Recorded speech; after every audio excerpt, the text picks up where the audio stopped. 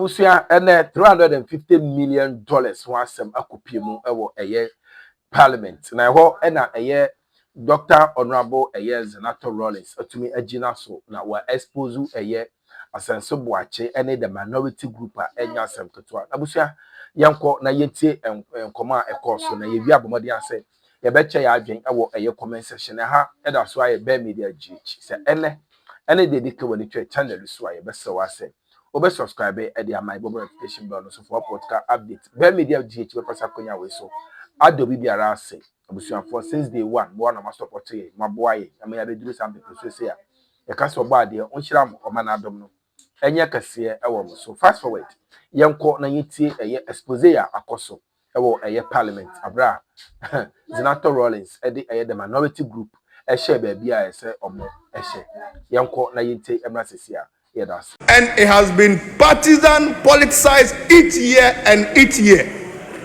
And we make huge political capitals. When we come, we renege on the work.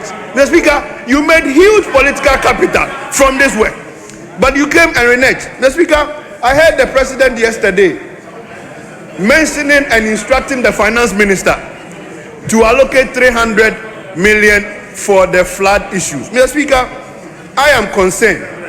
350 million. Mr. Speaker, I am concerned. You see, I am concerned because when the Akosomo and the tongue water or flooding issues happen, Mr. Speaker, the 2025 budget made allocation for them and it didn't go. The 2026 added another allocation, it didn't go. When the cocoa issue came, the President again directed the Minister of Finance to make allocation for cocoa farmers. From November last year to this year, July this year, the money hasn't gone. So I am very concerned about another directive that has been made. Whether that one is also going to be another political cliche. We must demonstrate and show action, not just talk, not just the gimmicks. Mr. Speaker, it is important that we stop the gimmickry, we stop the settings, we stop the scam and deal with the issues and deal with the issues well. Mr. Speaker, with these few words, I want to urge that we be sincere to the Ghanaian people in dealing with this flood matter. Thank you, Mr. Speaker. I'm grateful. I proceed to give the floor to Honorable Zenator Rawlings. Thank you very much, Right Honourable Speaker, for the opportunity to comment on the statements made by honourable colleagues. Mr. Speaker, since I came into Parliament in 2017, this is an issue that I have reiterated on many occasions, including mentioning the reasons why we have the flooding. I think there's no doubt in anybody's mind that this incident from yesterday was a black swan event that occurred in the entire sub-region. And it certainly should guide the engineering strategy that will look at this solution for the flooding in Accra and perhaps in the rest of the country. On our probability matrix, what happened yesterday would have been considered once upon a time a low probability and a high impact event. But given the impact of climate change, it would appear that we have to put this on the high probability, high impact, which means that that is where a lot of our resources must be focused. Mr. Speaker, I would like to extend my condolences to the bereaved families, but also to commend the service staff from the security service staff from the Ghana Police Service, especially the Marine Police, the Ghana National Fire Service, the 48 engineers, the Ghana Navy, NADMO, and of course, the Osu fishermen who came over with their canoes from the Osu side to the Adabraka side to help in the rescue efforts. We did lose some persons in the constituency, unfortunately, and as the minister did mention, thousands have been displaced from their homes. Mr. Speaker, yesterday, the fire in the Odorna market raged on for almost 24 hours because the fire service could not access the location where the fire occurred. As a result of that, many people after the fact of having been displaced from their homes, have lost their livelihoods, many who will end up in debt. So we are grateful for the government's efforts in trying to mitigate the impact of such devastating loss to the lives of these persons. Nevertheless, Mr. Speaker,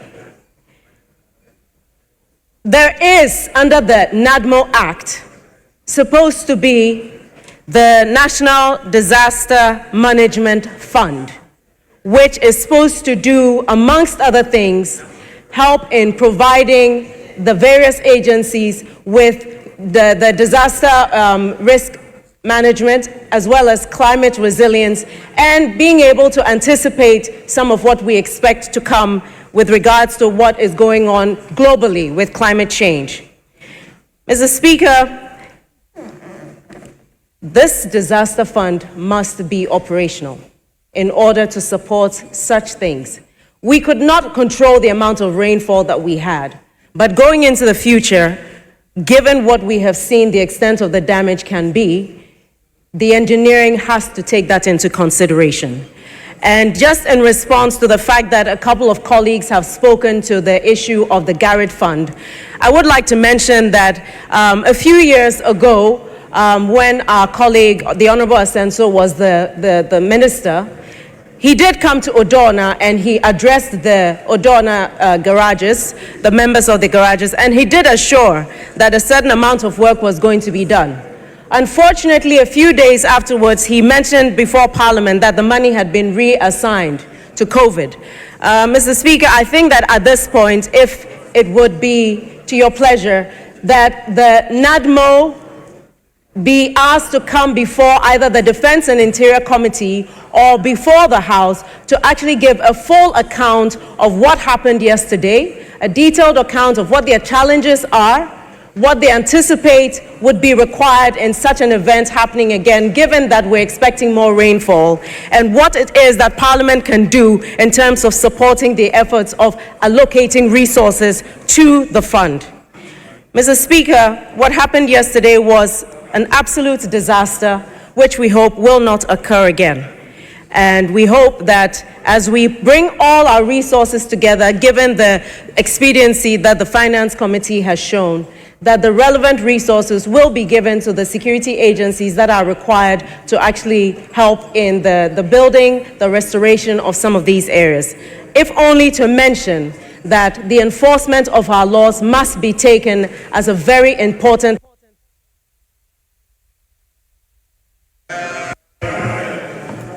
I will then proceed to give the floor to Honorable Phyllis Ofosu. Thank you very much, Mr. Speaker, for giving me this opportunity. Mr. Speaker, we are discussing a very serious problem. Tens of thousands of our compatriots find themselves in a dire situation. They are displaced. In other words, their regular place of abode have been taken away from them through natural causes. Over 7,000 households find themselves in distress.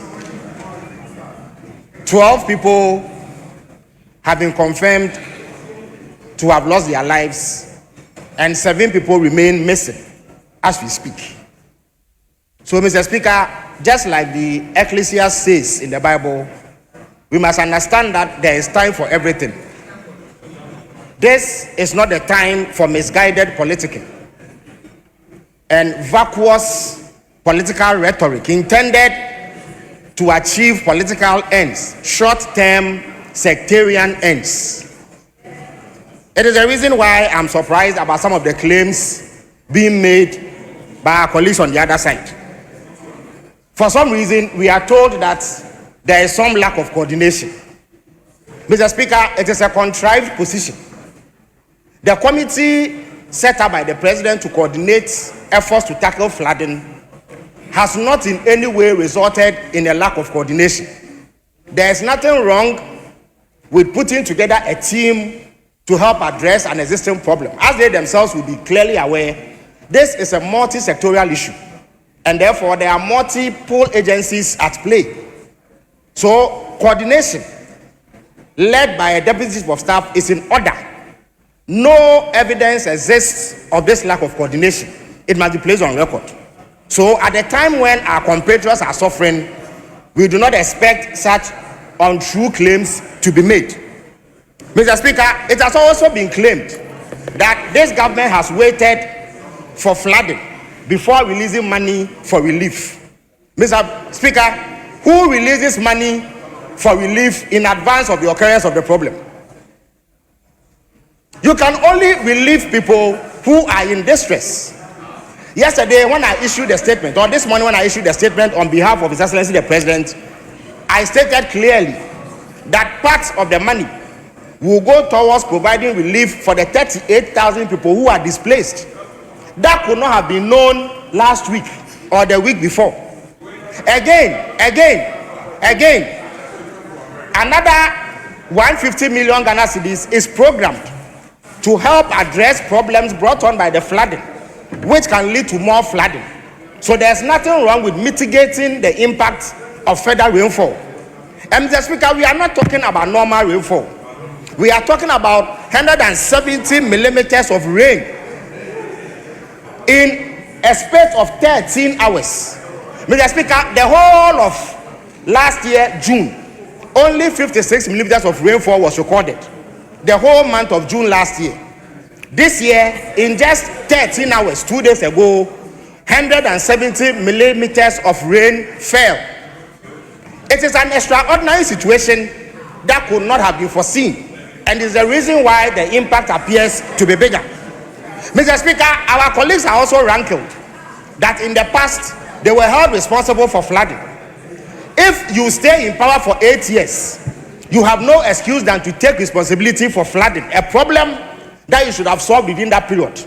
They claim that they committed hundreds of millions of Ghana cedis to addressing it. Mr. Speaker, what was the outcome of that expenditure? How do you spend hundreds of millions of Ghana cedis on resolving a problem only for it to get worse? It means that the money was either not properly utilized or the wrong approach was adopted. So every Ghanaian citizen has the right to carpet you and criticize you for failure after 8 years. Nobody is going to give you a bouquet of flowers. We won't pour gold, frankincense on myrrh on you for failing within 8 years to address the problem. But President Mahama has agreed that it is his responsibility as president to address this problem, and therefore he is going to take steps, very drastic steps, to address same. We just need to give him our support and a bit of time to address the issue comprehensively as he intends to do. That really is the tone that we should be adopting in this discussion, and not the usual grandstanding that we engage in. Nobody expects that a decades-old problem will be addressed within 1.5 years. It's not a full expectation to have. In light of the resources required. I think your time is up. Your time is up. It's now the turn of Sami Auku. You have the floor. Mr. Speaker, Mr. Speaker, let me begin by also commending the makers of the various statements, particularly that of the Honorable Asenso Boakye, who has institutional memory about some of the issues that was particularly discussed during his tenure. And my wonderful friend and chairman, Oti Bless. Mr. Speaker, let's be clear on one thing, that under the previous Mahama government, of which my good friend and brother Felix Kwachiofosu was part, on a single night in June 2015, we lost over 150 lives. Single night. Then the Ghanaian people asked them to retire in 2016. They spent 8 years studying what the Akufo-Addo Bawumia government was initiating and implementing gradually.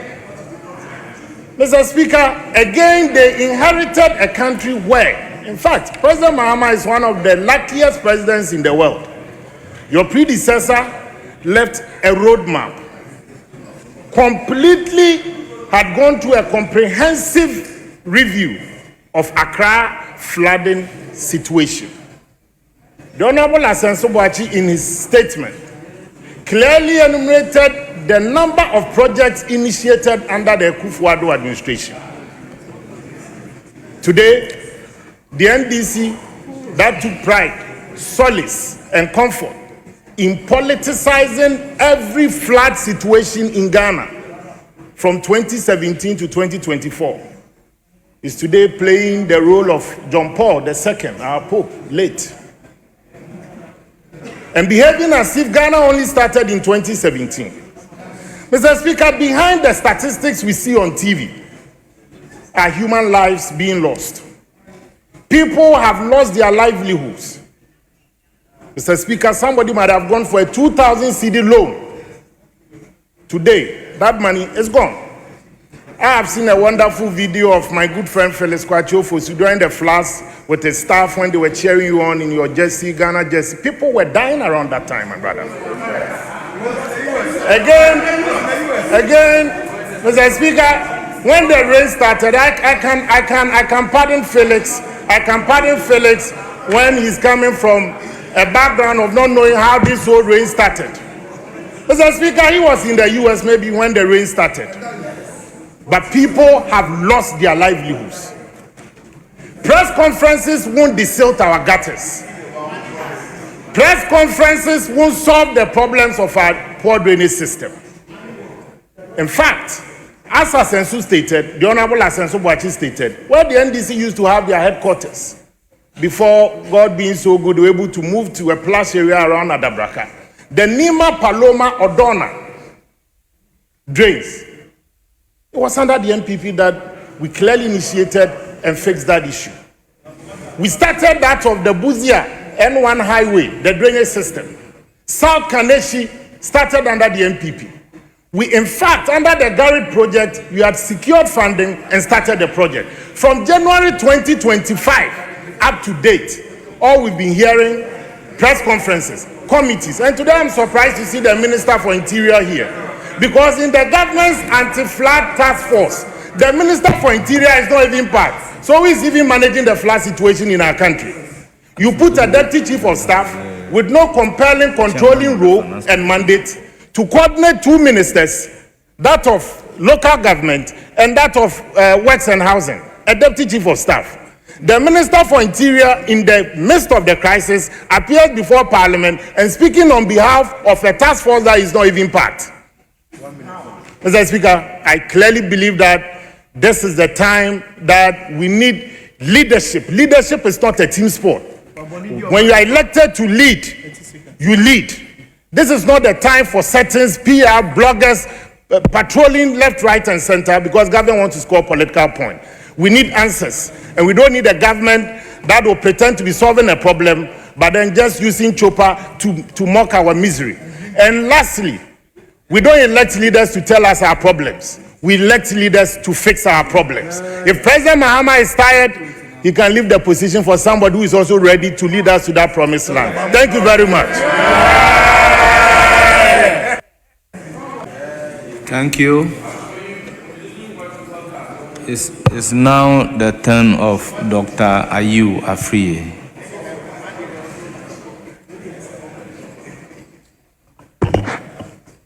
Mr. Speaker, I rise to associate myself with the statement that is being commented on. Mr. Speaker, I think that the germane issues have been tackled, especially so from the minority. The solid argument or presentation from Asenso, a very solid one from the Bosome-Ferron MP, and that of my hometown MP, Samia Uku. Mr. Speaker, I would want to come from a little aspect, which is what has happened, the way forward, and then the health issues. Mr. Speaker, is a country that has no Minister of Environment. And in a previous government, there was a Ministry for Sanitation and Water Resources. Mr. Speaker, currently, I don't know where sanitation issues sit, whether it is with the community water sanitation agency, or it is with local government, or it is with environment. Mr. Speaker, as of now, it's an environmental issue. It is multi-sectorial, I understand. But the point of health is where I'm coming from with my contribution. Mr. Speaker, flooding and its attendant effects. I wish the Minister of Health was here to also brief us. And that is where some of us are worried about the coordination of your team. It appears so disjointed. And this is an emergency situation. All such persons should have been here. The Minister of Environment is here, but that position appears to be still vacant. You need Minister of Local Government to brief us, Interior to brief us, and Health. The outbreak of cholera, malaria, typhoid, the temporary displacement of people and the consequences in terms of respiratory diseases. Mr. Speaker, are we going to wait for the next week and then we come here for another budget, contingency, to take care of them? We need to be briefed. The people of Ghana have to be briefed. It appears we are not prepared. It appears for all this while, this approach again is a knee-jerk one. I don't want to be seen to be blaming anybody because this is one catastrophe that comes on annual basis. Since I graduated from sixth form, I saw a heavy one 1995. Mr. Speaker, probably this will be the heaviest after about 30 years. What next? I'm not going to blame anybody on my position. But I also think that there were some genuine points that were put on the floor. The previous government did something. Where are we? Where are we? Where are we? Where are we? Where is the money? Where is all of this? We want to know where we're going.